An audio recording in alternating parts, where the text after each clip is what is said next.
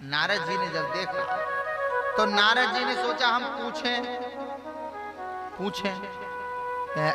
आप कौन? और ये दो बुड्ढे गोदी में, एक युवा स्त्री की गोदी में दो बुड्ढे। नारद जी ने पूछा नहीं। जब नारद जी सामने से गुजरे तो उस स्त्री ने रोका, कहा भोवो साधु क्षणम तिष्ठा मच्चिंताम अपि नाशय।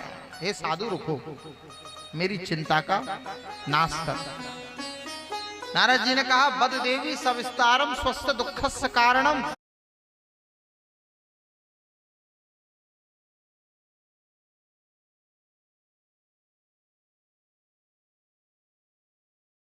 अपने दुख का कारण विस्तार से कहो।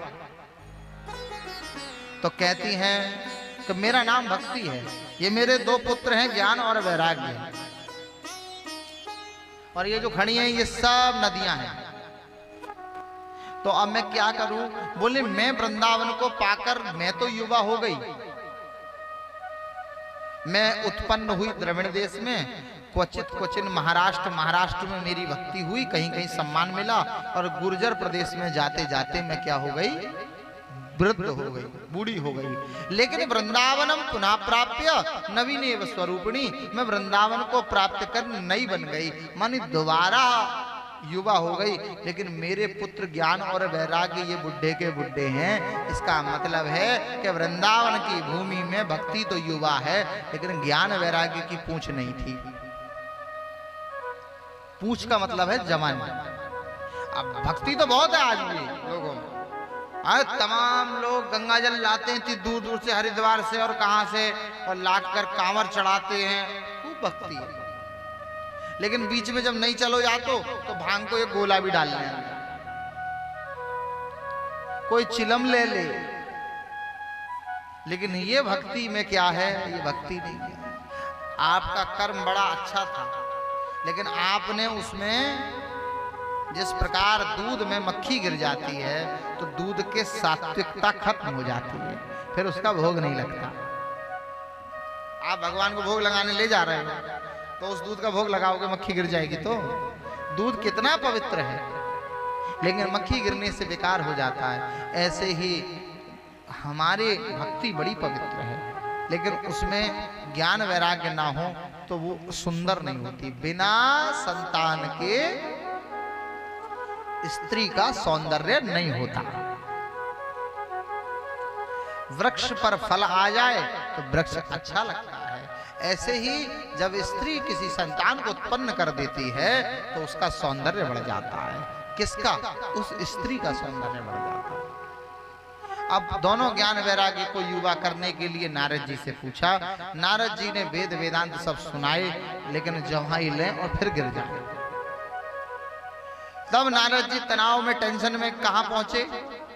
बद्रीनाथ। बद्रीनाथ में सनकादि मिले और सनकादियों ने कहा कि भक्ति महारानी के पुत्रों को युवा बनाने के लिए भागवत कथा कराओ। भागवत कथा हुई। अब कहां कहां कथा चल रही है ये याद रखना। एक कथा चल रही है शुकताल। शुकताल में राजा परीक्षित और सुखदेव जी बैठे हैं। नैमिषारण्य में कौन कौन बैठे हैं? सूत जी और सौनक जी। और अब ये कथा नारद जी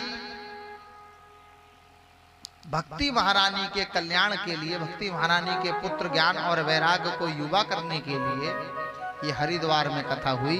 और इस दिव्य कथा का फल ये हुआ कि इस कथा को जब करा गया तो इस कथा को करने से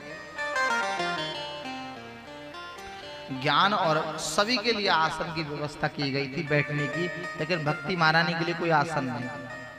अब भक्ति महारानी अपने पुत्रों के साथ कथा में झूमने लगी। पूछा महाराज नारद जी से मैं कहाँ बैठूं? बोले सब जो भक्त इस समय कथा में तरलीनता से कथा सुन रहे हैं उनके हृदय में बैठ जाओ, बस इतनी बात बहुत है।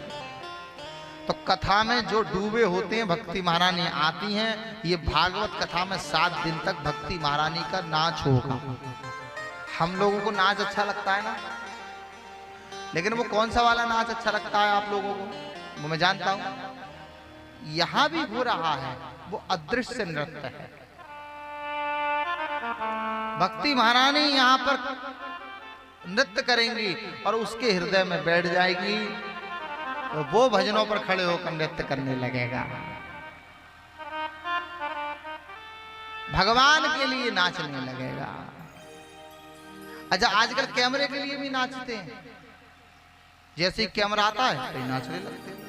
कोई कोई तो बड़ा आंख बंद कर ले, पोज अच्छो जानू चाहिए। कैमरा, अरे कैमरा का आगे व्यक्ति बड़ा, ये जो तभी तो ये बड़ी बड़ी कथाओं 20 कैमरे लगते हैं, तो जिधर कैमरा पहुंचा वहीं पब्लिक खड़े है, तुरंत नाचने लगे। कछु तो ऐसे ही करने लगे कि हम आए कैमरा में, बतावे फोन करके, देखो लाला आ रहा है नहीं आ रहा है, देखो 2 हाथ हम ऐसे कर रहे हैं। जब मन मयूर नाचे तब नाचना आनंद हो जाएगा। वे शुद्ध होकर जो नाचे हैं उनकी सुध भगवान ने ली है, और जो सुध में नाचे हैं भगवान उनकी कभी सुध नहीं लेते। भाव से बोलो राधे राधे। तो ये दिव्य कथा हुई भक्ति महारानी के पुत्र ज्ञान और वैराग्य युवा हुए।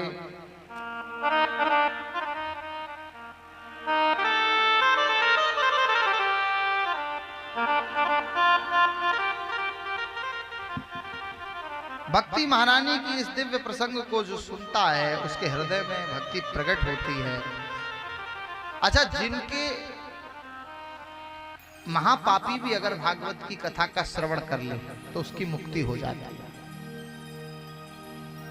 तो कहा यहां पर कि जिसने संपूर्ण जीवन पाप किए हो और वो मर जाए, प्रेत बन जाए, अगर वो भी ये कथा का श्रवण कर ले तो वो भी मुक्त हो जाता है।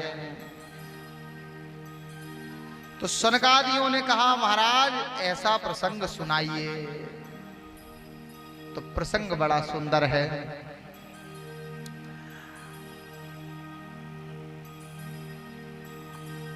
एक आत्मदेव नाम के ब्राह्मण थे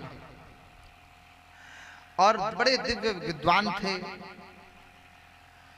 उनको द्वितीय भास्कर के समान ज्ञानी कहा जाता, सूर्य के समान ज्ञानी थे। एक बार क्या हुआ, उनके कोई संतान नहीं थी।